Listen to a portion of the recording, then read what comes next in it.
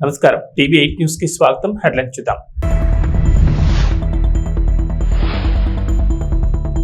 తెలంగాణలో పోలింగ్ సమయం మరో గంట పొడిగింపు.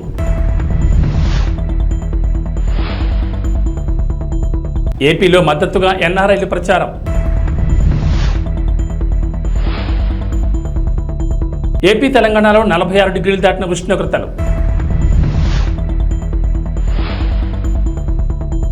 ఐపీఎల్లో 7 వికెట్ల తేడాతో చెన్నైపై పంజాబ్ విజయం. ప్రస్తుతం దేశంలో సార్వత్రిక ఎన్నికలు జరుగుతున్నాయి. మొత్తం 7 దశల్లో పోలింగ్ జరుగుతుండగా తెలుగు రాష్ట్రాల్లో 4 విడతల్లో ఎన్నికలు జరగనున్నాయి.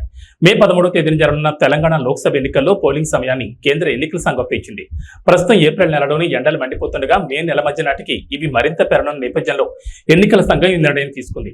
ఇప్పటికే తెలంగాణలో చాలా ప్రాంతాల్లో పగటి ఉష్ణోగ్రతలు 45 డిగ్రీలు 46 డిగ్రీలు దాటిపోయాయి.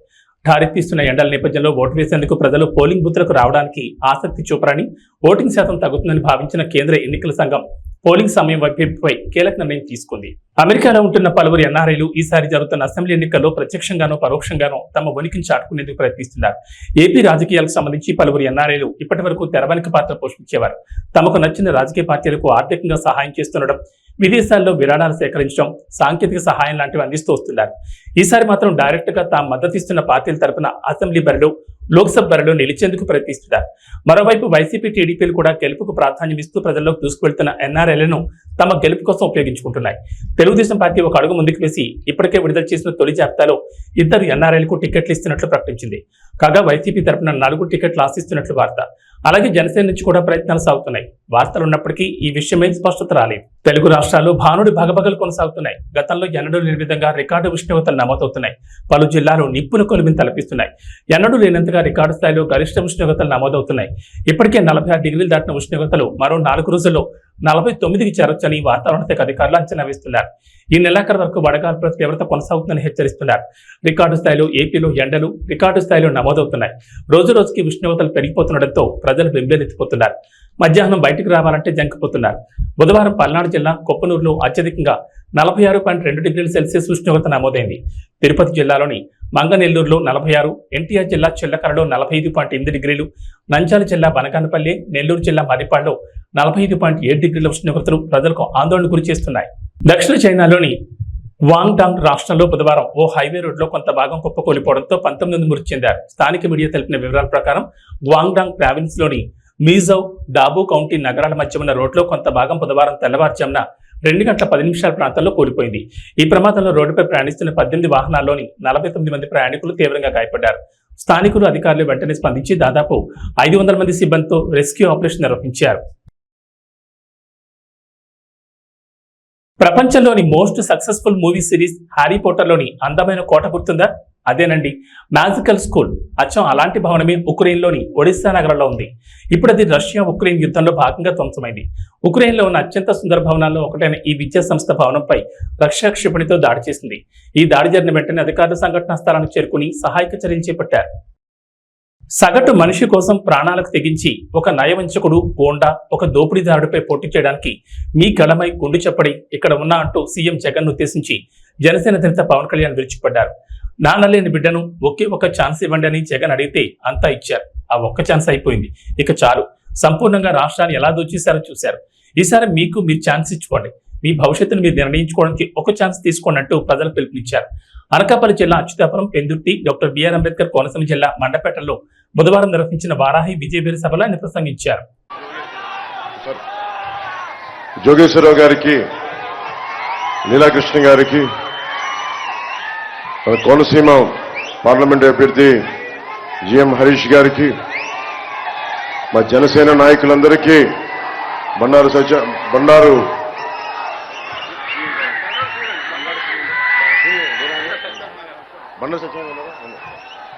సత్యానంద్ గారి, బండారు శ్రీనివాస్ గారికి,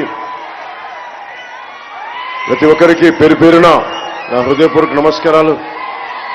నాకు మండపేట చాలా గుండెలో చాలా పదిలమైన స్థానం. నాకు మండపేట నియోజకవర్గం.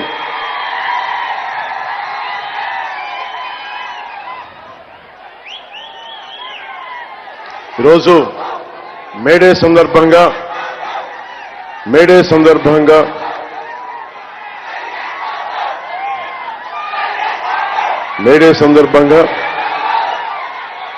కార్మికులకి, భవన నిర్మాణ కార్మికులకి, అసంఘటిత కార్మికులకి, సంఘటిత కార్మికులకి, అన్నం పెట్టే రైతాంగానికి, కష్టపడే ప్రతి ఒక్కరికి మేడే శుభాకాంక్షలు. నివర్ తుఫాన్ నుంచి మొన్న తుఫాన్ల దాకా దాదాపు లక్షల ఎకరాల్లో నష్టం వచ్చిన రైతాంగానికి, గిట్టుబాటు ధర లేని రైతాంగానికి, మద్దతు ధర లేని రైతాంగానికి మీరు పడుతున్న బాధలు నేను 2 సార్లు నన్ను మండపేట రప్పించినాయి. 50 మంది, ముఖ్యంగా మండపేటలో 50 మంది కౌలు రైతులకి తల 1 లక్ష రూపాయల చొప్పున నేను పోయినసారి సభలో ఇచ్చాను. నేను అది మీకు గుర్తు చేస్తా ఉన్నాను. ఈ మేడే సందర్భంగా ఒకటే తెలియజేసుకున్నా, అన్నం పెట్టే రైతు లేకపోతే మనం లేం. మన కోసం ఒళ్ళు వంచి చేసే శ్రామికులకి వాళ్ళు లేకపోతే సమాజం లేదు. మేడే సందర్భంగా నేను వారందరికీ ప్రత్యేక ధన్యవాదాలు తెలుపుకుంటూ, ప్రత్యేక మనకు శుభాకాంక్షలు తెలియజేసుకుంటూ, నాకు ఇష్టమైన కవి శేషేంద్ర గారు చెప్పింది మీకు ఒకసారి గుర్తు చేస్తున్నాను. నేను భూములు ఎందుకు దున్నుతున్నానో తెలియదు, డ్యాములు ఎందుకు కడుతున్నానో తెలియదు, నా బ్రతుకొక సున్నా కానీ నడుస్తున్నా. చెట్టుగా ఉంటే కనీసం ఏడాదికి ఒక వసంతమన్నా దక్కేది. మనిషినై అన్ని వసంతాలు కోల్పోయానని చెప్పి ఒక శ్రామికుడు, ఒక కర్షకుడు కోసం రాసిన ఈ పంక్తులు, ఈ కవితా పంక్తులు నేను మీతో పంచుకున్నాను ఈ మేడే సందర్భంగా. అలాంటి శ్రామికులకి, అలాంటి కర్షకులకి మనకి కొత్త ప్రభుత్వం వస్తుంది, కూటమి ప్రభుత్వం వస్తుంది. జనసేన, టీడీపీ, భారతీయ జనతా పార్టీ కూటమి ప్రభుత్వం వస్తుంది. ఎస్సీజెడ్ ఉన్న ప్రాంతం ఇది.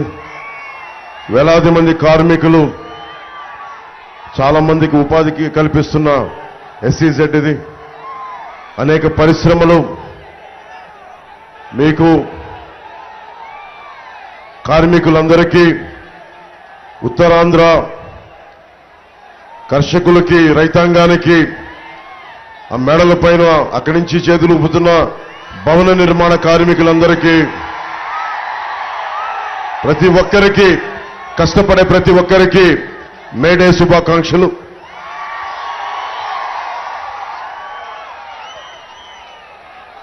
నువ్వేమో నా ప్రాణం అని చెప్తున్నావు, మీరు నా ప్రాణం అని చెప్తున్నావు.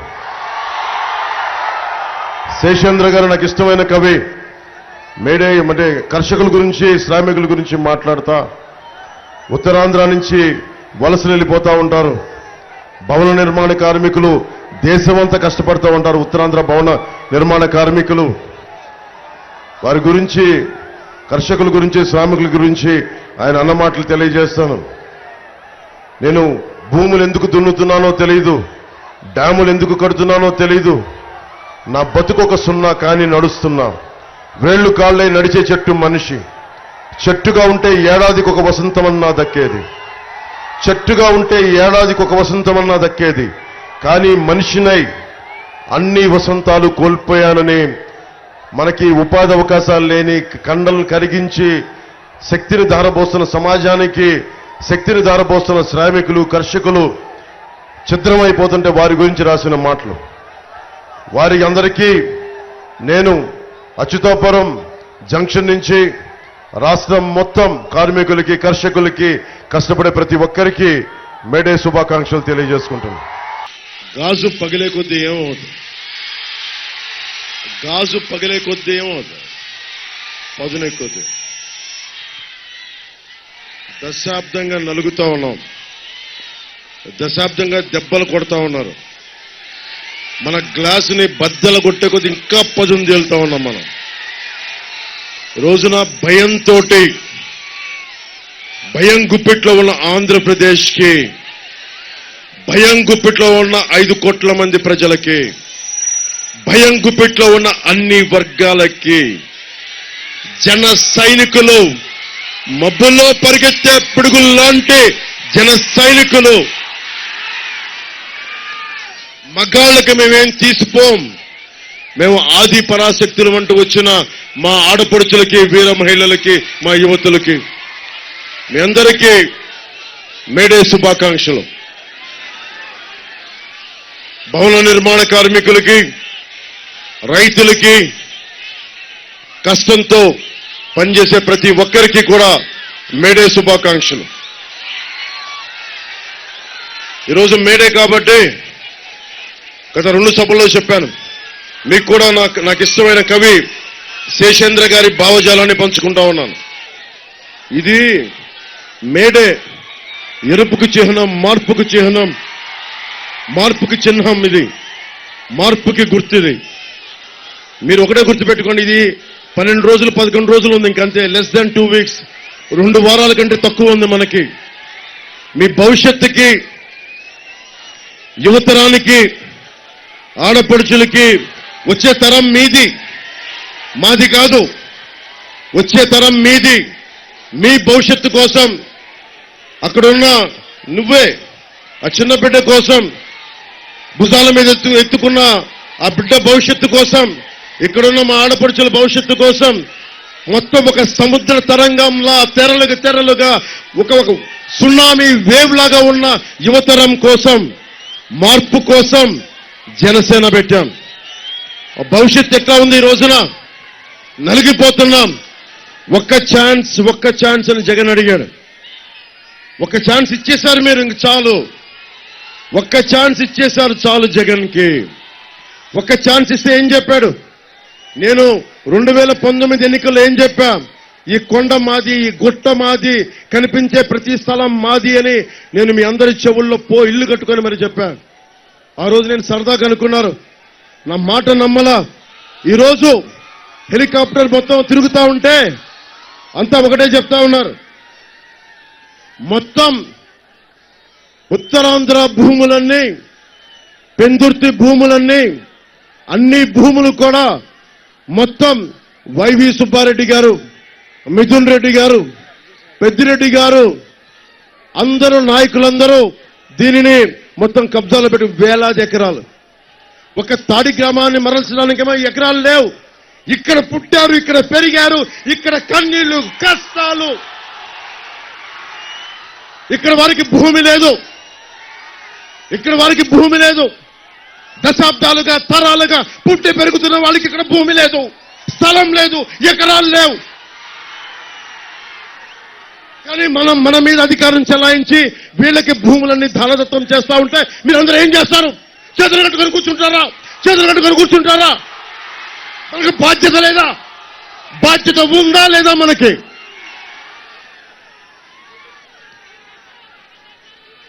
వైసీపీ ప్రభుత్వం 3 కబ్జాలు 6 సెటిల్మెంట్లతో ఉంది. వైసీపీ ప్రభుత్వం 3 కబ్జాలు 6 సెటిల్మెంట్లు. ఏ మూలకెళ్ళు ఇదే మాట. అన్న మా ఆస్తులు దోచేశారన్నా, జనవాణి కార్యక్రమంకి వెళ్తే మా పంచగ్రామాల సమస్య కుదరదు కానీ, ఇన్ని వేల మంది పనున్న పంచగ్రామాలకి కుదరదు కానీ, సింహాద్రి అప్పన్న భూములు మట్టుకు ప్రైవేట్ వ్యక్తులకి దానదత్తం చేస్తారు. ఎవరో మాట్లాడతారు ఇది? ఒక్క పంచకల రమేష్ గారు మాట్లాడలేరు, ఇది సీఎం రమేష్ గారు మాట్లాడలేరు. మీరు రోడ్ల మీదకొచ్చి చొక్కా పట్టుకొని నిలదీయకపోతే, మార్పు కోసం మీరు ముందుండి నడిపించకపోతే, ఎరుపు జెండాలు ఎన్ని తువ్వాళ్ళు ఎన్ని సిరేసినా ప్రయోజనం లేదు. నిలబడాలి, పోరాటం చెయ్యాలి. వయసుండి ప్రపంచం మన ప్రయోజనం ఏముంది? నేను కూడా అందరిలాగే చేతులు ముడిచి ఇంట్లో కూర్చుంటే ప్రయోజనం ఏముంది? నేను డబ్బులు కోట్లు సంపాదించుకొని ఇంట్లో కూర్చుంటే ప్రయోజనం ఏముంది? నిలబడాలి, ధైర్యంగా కూర్చోవాలి, అన్యాయం మీద తిరగబడాలి. మీకు ఉద్యోగాలు ఇవ్వలేదు జగన్, అతనికి ఓటేస్తారా మీరు? ఫీజు రీయింబర్స్మెంట్ చేయలేదు, మీరు ఓటేస్తారా మీరు? ఉపాధి అవకాశాలు ఇవ్వలేదు, ఓటేస్తారా మీరు? మరి ఏం చేద్దాం?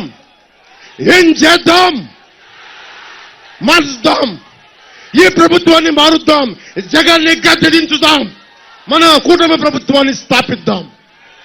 మీ భవిష్యత్తుని, బంగారు భవిష్యత్తుకి బాట వేద్దాం, నిర్మించుకుందాం. గుంటూరు మిరపఘాటు ఎలా ఉంటుందో సత్తా చూపారు. ర్యాలీ అదుర్సని రోడ్ షోలో భారీగా స్వాగతం పలికిన సభకు హాజరైన జనాన్ని చూసి టీడీపీ అధినేత చంద్రబాబు నాయుడు ఇలా స్పందించారు. బుధవారం గుంటూరు హిమనీ సెంటర్లో జరిగిన ప్రజాకాలం బహిరంగ సభలో ఆయన ప్రసంగించారు.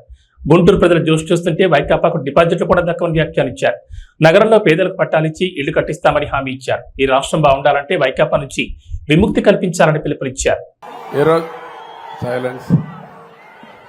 ఈరోజు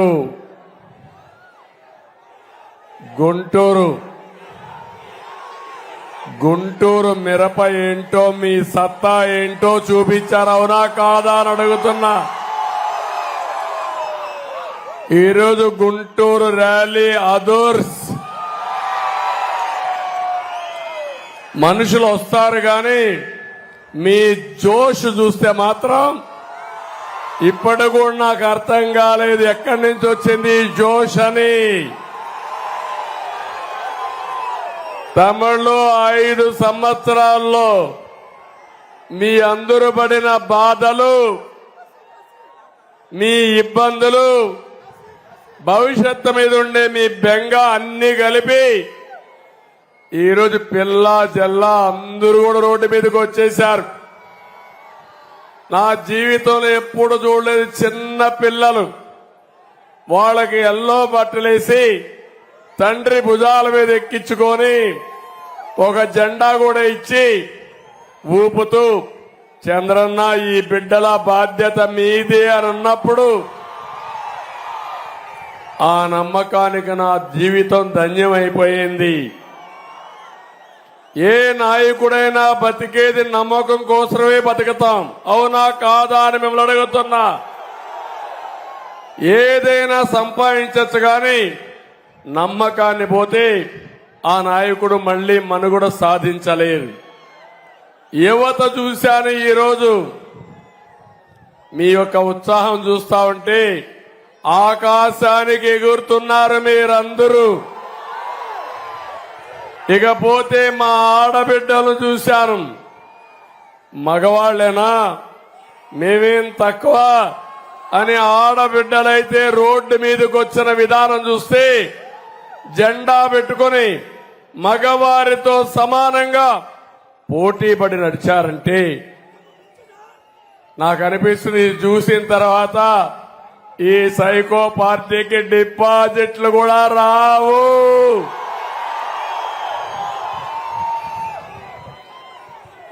ఒక్క విషయం ఇక్కడంతా మిమ్మల్ని అందరినీ ఒకటే కోరుతున్నా, ఈరోజు మేడే కూడా మీ అందరికీ కష్టజీవులకు అందరికీ మేడే శుభాకాంక్షలు తెలియజేస్తున్నా. ఇంకో పక్క ఇక్కడికి నేను వచ్చింది గుంటూరు కాదు, అమరావతి రాజధానిలో భాగం గుంటూరు. తమిళలో హైదరాబాదు సికింద్రాబాద్ ఉంటే 3వ నగరం సైబరాబాద్ నిర్మాణం చేసి దాని చుట్టూ 165 కిలోమీటర్ల ఔటర్ రింగ్ రోడ్ వేసి గ్రామాలు మున్సిపాలిటీని అనుసంధానం చేసి ఒక మహానగరానికి శ్రీకారం చుట్టాం. ఈ సైకో రాకపోయుంటే, అమరావతి కొనసాగుంటే ఈ గుంటూరు ఎక్కడుండేది తమ్ముళ్ళు అని మిమ్మల్ని అడుగుతున్నా. నేనెప్పుడు కూడా నేను క్రియేట్ చేసిన రికార్డులు నేనే బద్దలు కొట్టాలనే నా సంకల్పం. హైదరాబాద్ లో 163 కిలోమీటర్లు అయితే అమరావతి ఔటర్ రింగ్ రోడ్డు 185 కిలోమీటర్లు. గుంటూరు అవతల వచ్చేది, అటు చిలకలూరుపేటకు వెళ్లేది, అటు విజయవాడ అవతల హనుమాన్ జంక్షన్ కు వచ్చేది. తమ్ముళ్ళు, నా కలలన్నీ దుర్మార్గుడు వచ్చి విధ్వంసం చేశాడు, అది నా బాధ. ఇండియన్ ప్రీమియర్ లీగ్ లో బుధవారం జరిగిన మ్యాచ్ లో పంజాబ్ స్పిన్నర్లు రాహుల్ చాహర్, హర్ప్రీత్ బ్రార్లో చెన్నై సూపర్ కింగ్స్ బ్యాటింగ్ లో 7 వికెట్ల తేడాతో గెలుపొందారు. కెప్టెన్ రుతురాజ్ గైక్వాడ్ 10 గేమ్లలో తన 9వ టాస్ ఓడిపోయి పంజాబ్ ఫీల్డింగ్ ఎంచుకున్న తర్వాత చాహర్ మరియు బ్రార్ ఒక బౌండరీని వదిలేయలేదు. మరియు వారి 8 ఓవర్లలో కేవలం 33 పరుగులకు 4 వికెట్లు పడగొట్టి చెన్నైని 162 పరుగులకి 7 వికెట్లు పరిమితం చేశారు. ఓడిపోయినప్పటికీ చెన్నై సన్ రైజర్స్ హైదరాబాద్ మరియు ఢిల్లీ క్యాపిటల్స్ కంటే మెరుగైన నెట్ రన్ రేట్తో 10 పాయింట్లతో నెంబర్ 4 స్థానంలో నిలిచింది. పంజాబ్ 8 పాయింట్లతో 7వ స్థానంలో ఉంది. ఇవి బులెటిన్ విశేషాలు. నమస్కారం.